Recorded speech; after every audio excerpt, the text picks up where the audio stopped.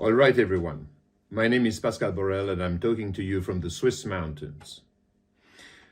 I haven't done any video last week because I had a procession, literally, of lawyers, specialists, of people specializing in communication here at my place.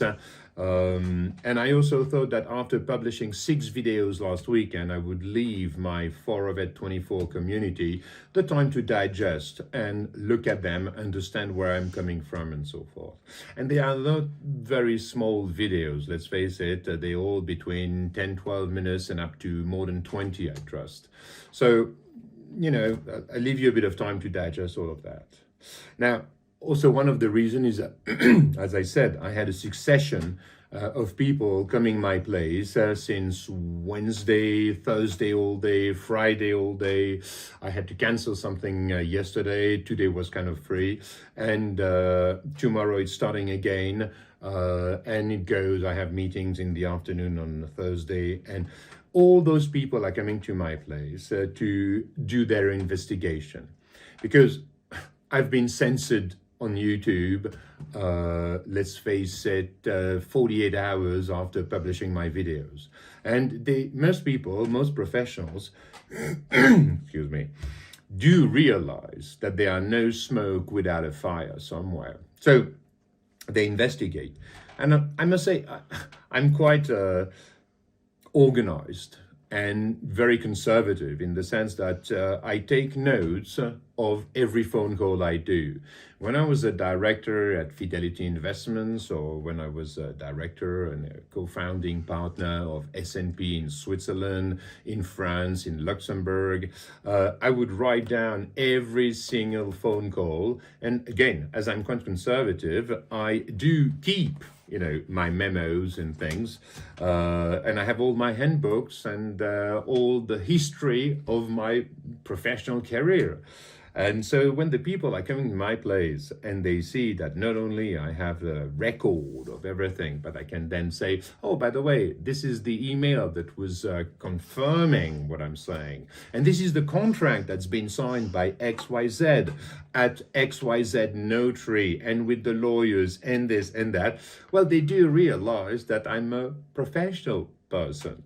It is no hazard if I was put at a managing director position in many different companies, that I was the president of the board or a board member, non-executive director of about 10, 11 companies so far in my professional career.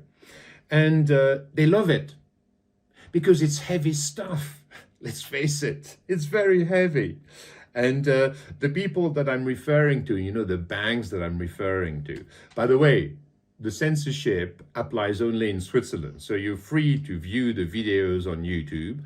And if you want, you can get all those videos on other platforms, such as Rumble, Odyssey, BitChute, Dailymotion, of course, Messenger, Signal, Parlay, Facebook, without saying, and so forth and so forth. So my partners are helping me populating and loading all of this material on literally the 20 biggest social media networks over the planet, which is quite good because the partners are not only in Switzerland, of course, but in France, in the UK, Italy, even Peru, as amazing as it may seem, because they have great software creator just there, and they are totally committed along my side. So it is really nice to see. And the banks I'm referring to in those videos, they think that the legal framework is going to protect them. When my response, let's face it, is totally asymmetrical. It's difficult to handle. I even had some top executives calling me to inform me and saying that the banks were literally upside down for a while, and that they were telling me a few jokes saying that it's quite costly to actually use your legal or use the law firms, which are your advisor, in order to make whichever video being censored. And of course, YouTube being the number one worldwide in their business model. The only thing that they fear is doing a major mistake, bringing them in number 2 position, which is kind of impossible today. But let's face it, when you are a gold medalist on the podium, the only thing that you cannot go much higher. The only thing that can happen to you is that you get demoted to 2nd place. And so it is normal that they have to comply with the rules and regulation, the legal framework of a given country. They don't want to risk a major mistake, which would be very costly to them. So I'm not blaming them for themselves to some extent infringing the Constitution, infringing, the Human Rights Treaty of 1948. I think it was signed in, where, freedom of expression and opinion is granted despite the medias being used. Anyway, the nice thing is the people, again, the banks I'm referring to, they believe they're going to be protected by the legal framework. They use it in order to protect financial interest, which shows, how bad the legal framework itself has evolved. Because today, it does not protect the citizens. It protects financial interests. And it's, but the problem is, nowadays, everyone's got a little telephone and shoots whatever picture or whatever movie or, that they want. And they spread it on the social networks and they say, hey, look at what I've just seen this morning. Amazing. So sooner or later, everything comes out. We all know that. As an example, I was watching, this morning in Ukraine, it is now proven, I'm talking about Ukraine because of the war, clearly, and we all concerned. And they were showing no later than this morning the proof that those biolabs have been financed and built not only by the French, like in Wuhan, which spreads, the SARS-CoV-2, COVID-19, but by the US. And when I say the US, again, I'm not blaming the US, because if I talk about the US, it is with their allies, i.e. France, Germany, England, Italy. They're all in the same basket. And they've been financing those biolabs in Ukraine, yet using Ukrainian soldiers as guinea pigs. And it's been proven. And one of the funny pictures that I saw on YouTube no later than this morning is this interview. You have this, I think it was on CNN or CNBC, or I can't remember, one of those huge, I call them fake news media, like you certainly do as well, or, fake news, legacy dying media, however you want to name them. And you have this speaker. And she is saying, oh, we have a war here, and you see the footage is well framed, and you see, a big building with some smoke coming out. And in fact, if you look at it, it is one of those biolabs, and they are burning all the archives, all the documents, and you see those guys bringing and throwing. Amazing, amazing. So they are, to some extent, so incompetent that they've shot themselves in the foot. And they show the proof that if we needed them, shows that, that those biolabs were a reality, are a reality. Anyway, and I was watching, just as another example of the collusion between governments, the legal framework, and the major corporations throughout the world. I was watching Tulsi Gabbard this morning, and she's just made, Tulsi Gabbard, is one of the youngest congresswomen in the US. I think she represented Hawaii. She served under the flags. She was wearing a uniform for many years. And she took part of the Democratic Party and as a congresswoman. And now she's left the Democratic Party because she felt betrayed by them. And she had views which were not compatible with the Democratic Party, nor the Republican, because I trust that she's understood, I don't know, that they are the same thing. They respond to the same financial interests, they have the same type of advisor, they have the same type of collusion with people. And she was giving a very interesting example about this pollution that has happened in Palestine, a small town in the US, where this train has spread, derailing and spread chemicals which are highly polluting, And the officials which were meant to control the pollution, they used a controlled destruction, but basically they set fire to the whole thing. But they had to evacuate the entire town on a perimeter of 1.5 miles or something, which is big, thousands of people. And of course, the Democratic Party receiving the top executives of the company, which are responsible for doing so, for spreading this pollution, which is highly carcinogenic, I guess. I don't know, I haven't studied the whole thing. But basically, just after the controlled destruction, i.e., as I said, setting fire to the whole thing, and you see this huge mushroom of smoke, dark, it's, of course it's going to spread everywhere on the town and so forth. And just the following day, they come with, this contract, literally.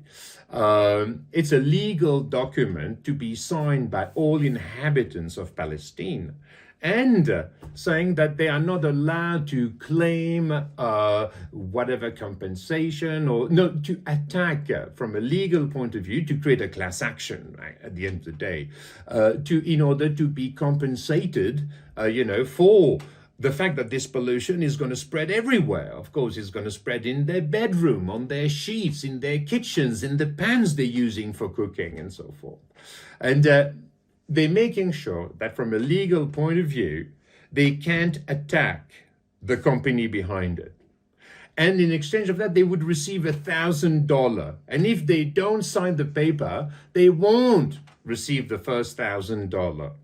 And this is in all agreement with the Democratic Party. You even have pictures where the top executive of the company is with Joe Biden, a smile, a banana smile up to his ear, shaking hands, thank you very much. Okay, so, long story short, on one hand, you have a government which is paying dozens of billions of dollars to promote a war with no less than Russia. Not Syria, Iraq, Lebanon, Afghanistan. No. Russia, first nuclear power in the world, by the way. And on the other hand, in order to save a few hundreds of millions to compensate for their own population, okay, they make sneaky deals using again the legal framework against the citizens. And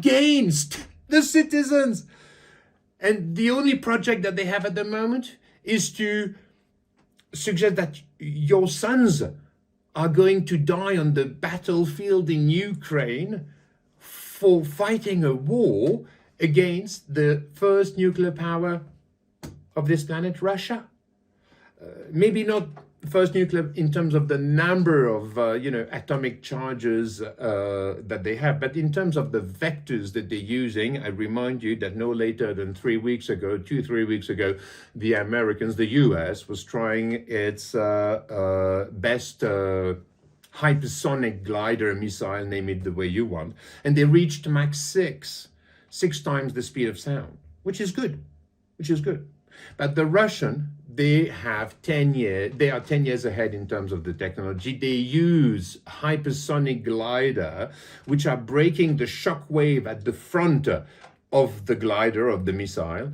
It's a technology which is perfectly fine-tuned with the Russian. They reach between Mach 12 and 24, i.e. between 12 and 24 times the speed of sound. They're far ahead of us. And when it comes to submarine torpedo, cavitation torpedoes, which are also breaking the shock wave at the front of the torpedo in order to reach Mach 1.2, Mach 1.3 underwater. And of course, they can load those with nuclear charges if they so wish. And the project of the Democrats, and if it was for the Republican, I'm pretty certain it would be the same. I don't know, but probably. This is the project that they have for your sons, for me, for my kids. Insane. So the other thing I'd say about Tulsi Gabbard, again, because I admire her courage and the way she's left whichever party, because they all, in my point of view, dysfunctional. They're not serving the American people anymore. They're serving financial special interests all the time. The only thing that I think Tulsi should be doing is propose something that we can do now, something that will modify and change this situation today. What are we doing tomorrow? What are we doing next week? What are we doing next month in order to make sure that it stops, that we have a new, a new roadmap, basically, in order to help, not to kill the politicians responsible of this mess, but to give them a roadmap that strikes them at the right target, so that they can strike at the right target and be at the service of the people. Because we're not a democracy. We're not deciding anything. We elect representatives, which are then, given the fact that they take most of the assets created by your hard work, playing Monopoly together, literally. What they're suggesting is completely south, and doesn't take into account any of your interests. So on my part, what I can say is that by next week, my website, www.4ovet24.com, I repeat, www.4ovet24.com, will be up and running by mid next week, or probably end next week. And I will publish free my latest book on the constitutional amendments that we desperately need, and how social non-cooperation will help us help them as well. It's an interesting lapsus, because my aim is no violence, no insult, no contempt, nothing of this sort. We want to bring back the politicians in a position where they can do what is right to do. We want them to be proud of public service. We want them to be accountable and to fear the wrong decision that they are making, because they will have consequences. We're not here to punish and blame people for what they've done right or wrong in the past. No way. We want to reincorporate each and every one in what they should be doing for themselves and for the others. And social non-cooperation is the way to go about it. Because, may I just remind you, it is what Mahatma Gandhi used as a strategy to give India its freedom again, without without spreading a drop of blood, with no violence. And it's so efficient. It's a pride to do it. And I will come with you. I will give you a roadmap that will show each and every step that needs to be taken, as I said, next week, the following month, the following month, the following month, to better the situation. And I've been into the financial industry to understand exactly what are the weaknesses that we are going to use in order to get there with no violence, no capital destruction, or what have you. May I thank you for your attention. May peace be with you and with us all. Peace out.